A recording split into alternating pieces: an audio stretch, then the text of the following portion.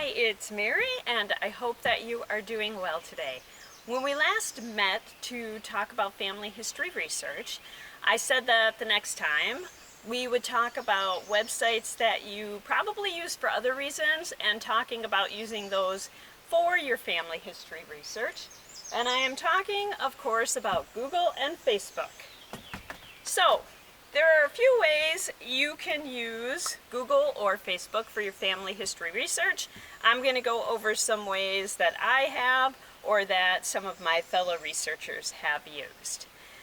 So we'll start with Google, and the first way you can do that is just put in your ancestor's name and their lifespan. So the dates of the years they were born to the years they died, the year they died. If you have extended family who's done a lot of research on your family history, this is a good way to find a lot of the information that they have already gotten. And you can come across people's family trees and find information that they already have out there, and then you can verify that independently and make sure that it is accurate. Another way to find out about your family history is just to search the names of cities that they came from. And you can find like maps for what cities looked like at a certain point in time, or you can find information about the city. Some of my relatives come from Eastern Europe, and between the time they lived there in the early 1900s and 19-teens to now, some of the place names have changed and some of the countries have reorganized. So with the end of World War I, a lot of the countries in Eastern Europe reorganized and became different countries, or parts of them were taken over by adjoining countries. So I have this case with my grandmother.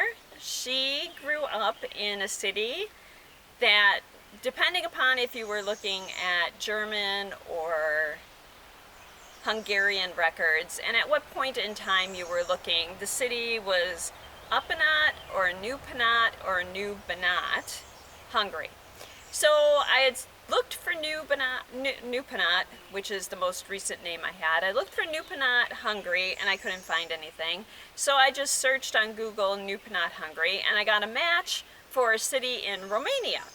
So New Penat is no longer part of Hungary. After World War I, it was added to the country of Romania. And so it is now Horia, Romania.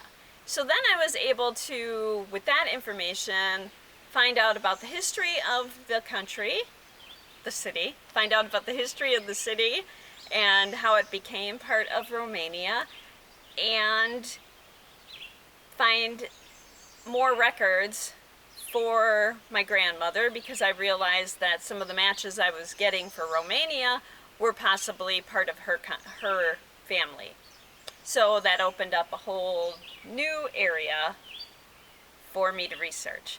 You can also sometimes find histories about cities or about families if you are searching on Google. Some cities in Germany will have a book that just tells about the families who've lived there, and sometimes you can find information regarding that on Google. You can search other people's family trees. Some people put their family trees and their research on the internet instead of just like on Ancestry. They'll have a website devoted to their family history research, and sometimes by searching someone's name, you'll get a match for that family tree, and then you can find more information about your family that way also. I was actually able, with the same grandmother's family, to find somebody who had been doing research in Germany that has their family tree online, and a portion of our family trees intersect, and I was able to find the information they had and verify whether that was accurate for my family or not. So that's another way. You can find immigration or naturalization paperwork sometimes So my great-grandfather came from Poland, and I one day just searched Cook County declarations of intention, and I actually got a match for a website in Cook County, Illinois. That's just a database with the information for the declarations of intention to become citizens. So when an immigrant went through the naturalization process, the first paper they would file would be the Declaration of Intention to become citizens. And sometimes you can find, like I did, databases that include those declarations for just a certain portion of the country.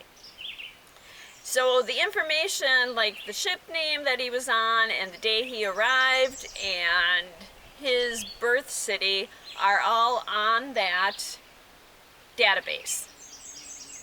And for some of those, you can also order the declarations of intention, and I actually did that for one of my other family members too, and that gives you a lot of information, because it does give the ship name, it gives the date they arrived, it gives the city they were born in.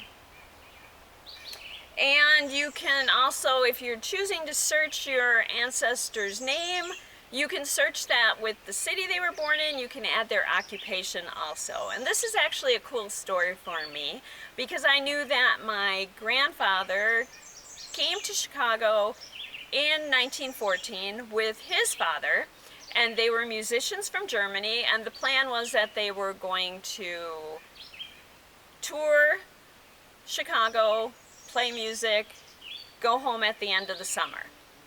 But World War I intervened and they were actually detained. And that's how my grandfather decided to stay a few years later. When his dad went home, he stayed. But I was able to actually find information because I knew my great-grandfather's name and I knew the city that he was from in Germany, and I knew that he was a musician. So I just searched those three things. I searched his name, I searched the city name, and I searched musician, and I got a match for a website for a band currently in Germany. And on that band's website, it gave a history of music and musicians in that city, and my great-grandfather's name was included in that, so I was able to verify a family story was accurate and that my great-grandfather and my grandfather really were from the place I thought they were from. So let's talk about Facebook next. So you can use Facebook in a few ways to help your family history research. Facebook has a lot of groups that specialize in genealogy for certain areas. So I personally belong to a Czech genealogy group, a Polish genealogy group, and a German genealogy group. And the members of those groups are really interested in family history research, and they will help a lot with your family history research if you ask them to. So people will help translating records. At one point, my mom went on to the page because we had been unsuccessful in finding anything with her grandfather from the Czech Republic. We didn't even have a hometown for him, and she just went on to the Czech genealogy Facebook group and she said, "This is my grandfather's name. He came from the Czech Republic in this year. We don't have much information on him. Can anybody, oh, and he married my grandmother in Vienna in like 1911. And they were able to come up with the wedding information. They were able to come up with a record for his birth. And from that, I was able to find a website where I could find the birth, wedding, and death records for his family going backwards and for his siblings. So that was really a rewarding way to use Facebook in my family history research. You can also connect with relatives. So you can try searching people's names if you know them and see if they're on Facebook. Also, you can find new people.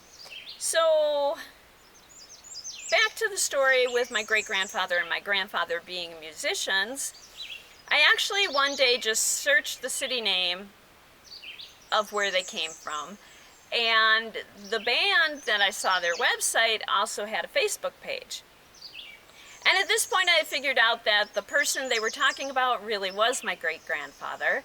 And so I decided late one night that I was just going to write to the Facebook group for that band currently in the city in Germany where my grandfather is from. And so I did. I said, hey, I'm writing to you because I noticed on your website that you talk about musicians in your city, and you mentioned Jacob Fritz. I believe that's my great-grandfather. He and my grandfather came in 1914 to Chicago, and my grandfather ended up staying. And I didn't hear anything for a couple weeks, and I had forgotten about it, and I was just like, oh well, they're not gonna respond. That's okay. It didn't hurt me at all to write to them. And one night I went on after work, and I had a message from the band, and they were like, hey, sorry it took so long. There's actually a current band member who is a descendant of your great-grandfather, and we got in contact with him and asked him if we could give you his Facebook contact information, and he said yes. And so I wrote to him and I was like, hey, I'm writing because I got your information from the band Facebook page and they gave it to me, and it turns out we are related. My great-grandfather is his great-great-grandfather, and we've been communicating since 2017. Last year we were actually able to go visit him, and we stayed in the house that my grandfather was born in, and we got to see the village where he was born and neighboring villages, and we went to a musician museum, so it was all very cool. And I owe all of that wonderful, fabulous, amazing trip to Google and Facebook. So those are just some ideas of the ways that I or people I know have used Facebook and Google for their family history research. If you know of any other ways, please let me know. I'd be happy to share your ideas and give you credit, of course. Next time we will take a look at more family history research information. Check out Facebook and Google. Do some searches and see what you find. Thanks!